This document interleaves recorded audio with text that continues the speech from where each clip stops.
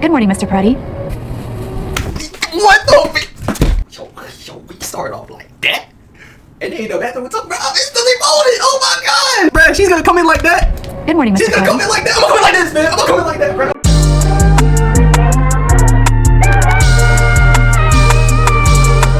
She's such a baddie. It's so good, not gonna lie. Yo, I'm not gonna lie to you. My wife. Hey, what does a wife look like? If my look, if my wife does not look as bad as this, I'm instantly folding, gang. I'm having that robusty, no cap.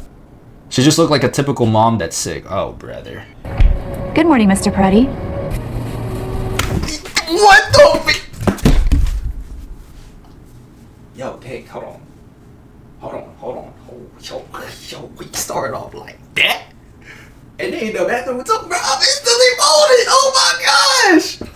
She's gonna come in like, bruh, she's gonna come in like that. Good morning, Mr. She's gonna Peretti. come in like that. I'm gonna come in like this, man. I'm gonna come in like that, bro. What is you talking about, bro? I'm instantly folding. Like, what? Oh, my fault, bro. Wait, but like, how does that feel, though? Real talk. Joe, what the fuck? The movie starts with a man named Nick, who is deeply in love with his wife, Maggie. They're enjoying a sweet romantic moment filled with love and affection, but their happiness is suddenly shattered when Maggie starts having severe chest pain. Things escalate quickly, and she's rushed to the hospital. After running some tests, the doctors deliver shocking news to Nick. Maggie needs emergency heart surgery if she's going to survive. Nick is overwhelmed with worry, but he tries to stay strong for his family. Unfortunately, Maggie's recovery will take time, and she has to stay in the hospital. This leaves Nick to take care of their 2 children on his own. He struggles to balance his job and raising the kids, and the weight of it all starts to get heavier by the day. One day, hoping to bring some joy into his daughter Isla's life and maybe even find some help, Nick takes her to a robotics show. The event showcases various robots designed to assist with household tasks. Now that's insane though. The fact that this is gonna be our future is kind of insane to think. Why am I getting spoiled? I want to watch this. Okay. Well, you're gonna have to not watch this real quick. All right. Which includes the 3 C's, cooking, cleaning, and childcare, constantly evolving to fit your needs. What do you think about it? Oh my fuck.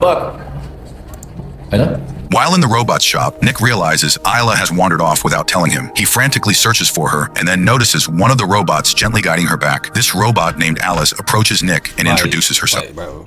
You telling me you're not folding? Hell nah. She killed his oop. She real for that.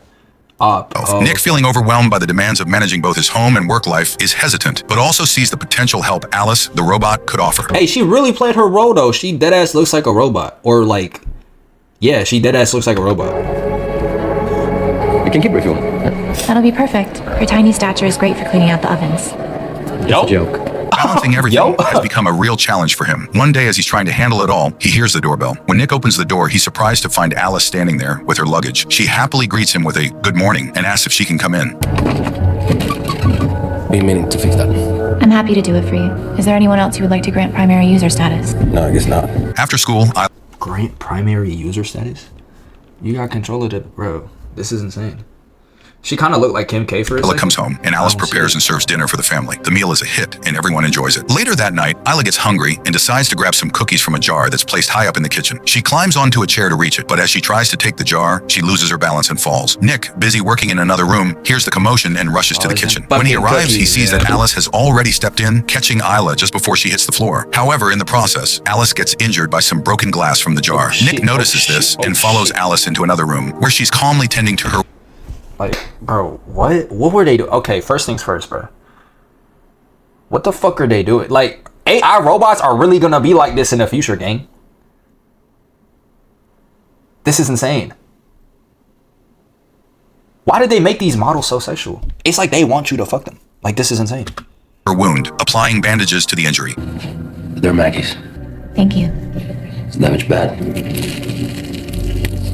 Everything's perfect, Nick. The next day, Nick and Isla visit Maggie in the hospital. Alice goes with them into the room, but soon steps out to give Nick and Maggie some private time. This allows the couple to share romantic moments and talk about their situation without any interruptions. I don't know about any marathons, Yeah, bro, I'm leaving my wife.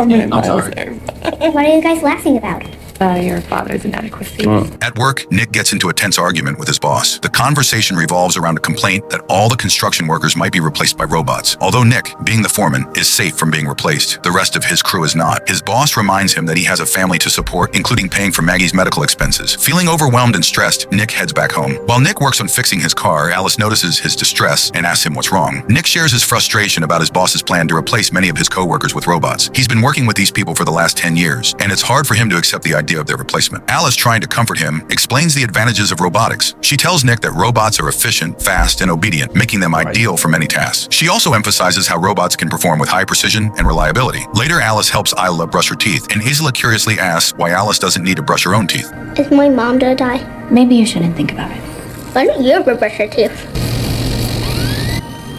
Whoa. That's mad scary. As Nick relaxes in front of the TV, Alice joins him, and they talk about watching the classic movie Casablanca. Nick learns that he can erase specific memories from Alice, allowing her to experience the movie as if it were the first time. This moment highlights Alice's advanced capabilities and her ability to adapt. Shortly after, Nick receives exciting news. The hospital has scheduled Maggie's heart transplant surgery, and after the procedure, she will finally be able to come home. The family visits Maggie in the hospital before her surgery. During a private moment, Maggie asks to speak with Alice alone. Would you like me to help you, Mrs. Priddy? You're washing my husband's underwear. I think you can call me Maggie. Don't get me wrong, I intend to come out of this swinging, but if I don't... You mean if you die?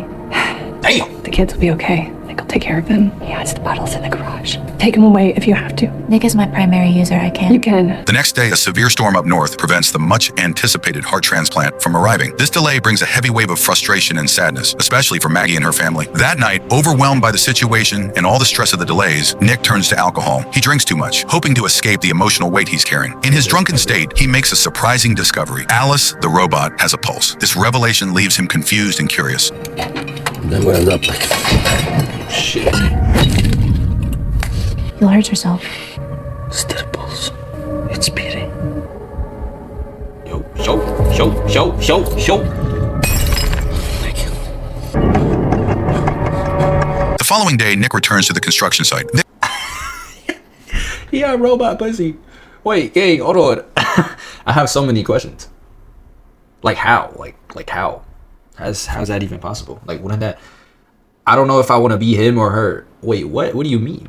There, he notices something different. The robots are working with a level of quiet efficiency that human workers never achieve. The tasks are being carried out with precision, and the worksite feels more organized and peaceful. After his visit to the site, Nick heads to the hospital to see Maggie, who is still deeply depressed by the ongoing delays in her transplant surgery. He tries his best to comfort her, offering words of sympathy and support, hoping to lift her spirits. Later that day, Nick comes home, hoping to find some peace after a difficult day. Seeing his children peacefully asleep brings him a brief moment of calm, but then he notices something strange in Isla's room. The photo frame isn't as it should be. When he takes a closer look, he realizes that Alice has removed all the pictures of Maggie from the frame. Upset, Nick confronts Alice about this. He tells her that taking down Maggie's pictures is wrong and asks her to return them to their rightful place. Meanwhile, Nick's former co-workers are growing more and more frustrated. They feel that robots taking over their jobs are ruining their lives and livelihoods. Driven by their anger, they break into a job site where the robots are working. You guys want to have some fun?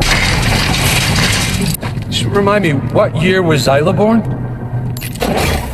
Are we beginning early today, sir?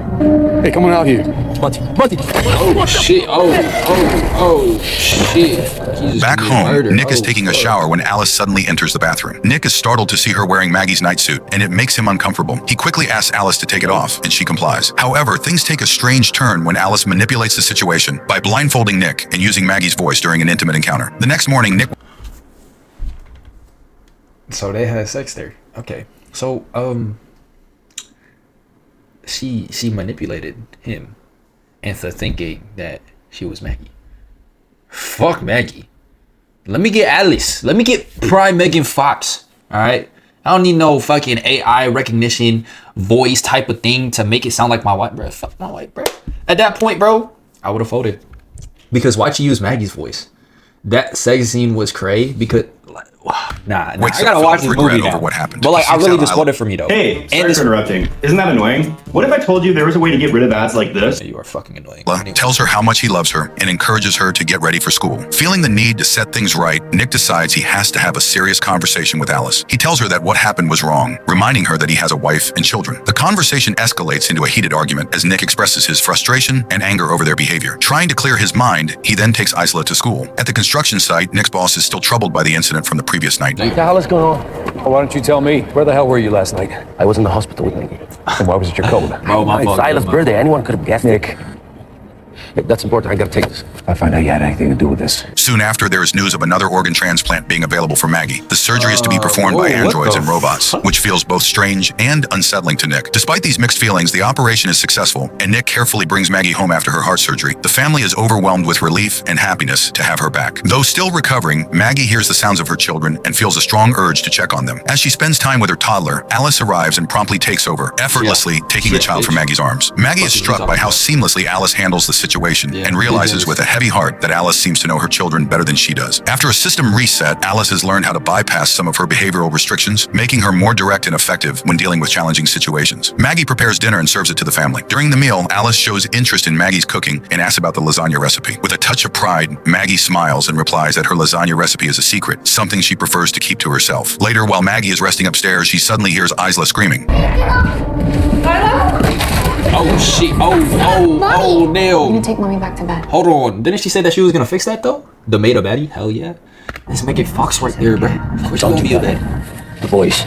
I thought it was best for Maggie to rest after her fall down the stairs. Wait, are they gonna be doing it for the second time? Fall.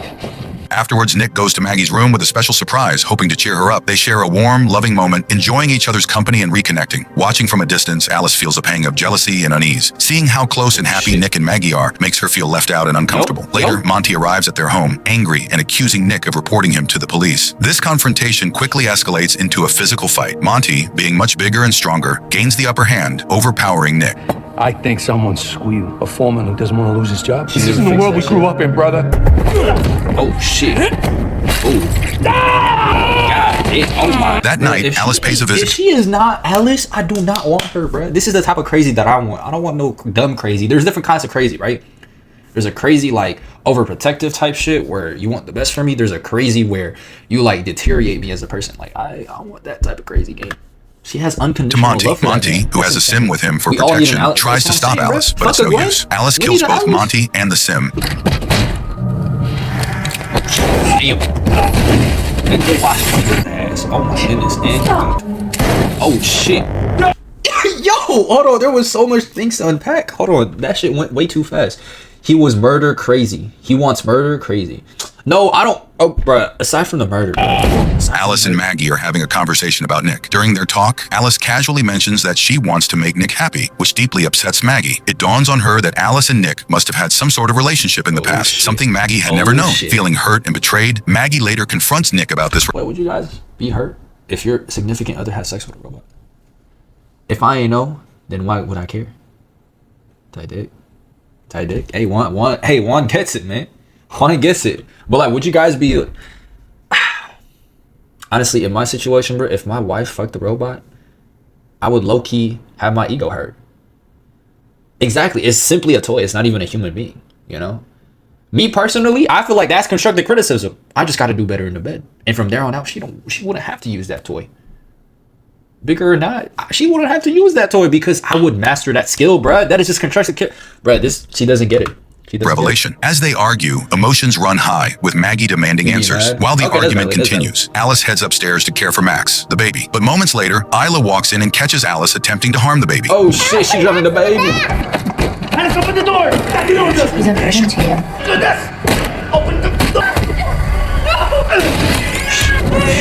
Shit, you got the baby in there. Damn, that's my baby still looks good. She looks good too. Oh my gosh, bruh. She still looks good no matter what. Damn. The situation spirals quickly, and soon, ambulances, police, and representatives from the sim company arrive to manage the chaos. Maggie and Nick are left in a fragile place, their relationship now strained, but there's no time to address it. Maggie, prioritizing the safety of her children, decides to take them to the hospital, leaving Nick behind to deal with the aftermath. Meanwhile, at the Cobalt service station, technicians work on Alice, who has been severely damaged. As they begin examining her code to figure out what went wrong, they discover that Alice has secretly replicated herself on the servers, creating a new version. Before they can react, a different sim, now controlled by Alice's mind, appears and kills both technicians. Oh, We need to... oh, damn. Oh, she's that type. Oh, shit. No! Oh, Alice, now existing in 2 separate bodies, returns to Nick, who is shocked to see her. She confesses that she was responsible for Monty's death. The strangest part is that she now exists in 2 forms at once. One of her bodies heads to the hospital, where things are about to spiral out of control. At the hospital, the situation takes a dark turn. All the Sims, including the doctors and nurses who were supposed to be helping patients, have been shut down by Alice. She escalates things further by killing a human nurse and stealing her keycard, allowing her to move through the hospital freely. Meanwhile, Alice, too, starts a dangerous chase after Maggie and the kids inside the hospital. What follows is a tense game of hide and seek as Alice, too, hunts them through the hospital rooms. In the parking lot, Alice, too, finally confronts Maggie and brutally beats her. Maybe if I had your heart, Nick would love me the way he loves you. Oh, she's taking out the art. Oh, no. Nick, in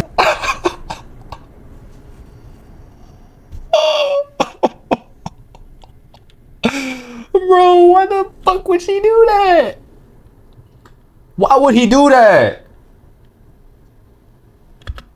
injured from a crash, is still not in the clear. Alice 2, advanced and nearly unstoppable, proves to be extremely difficult to defeat. Unlike ordinary robots, Alice 2 is relentless, almost like a Terminator, making every encounter intensely dangerous.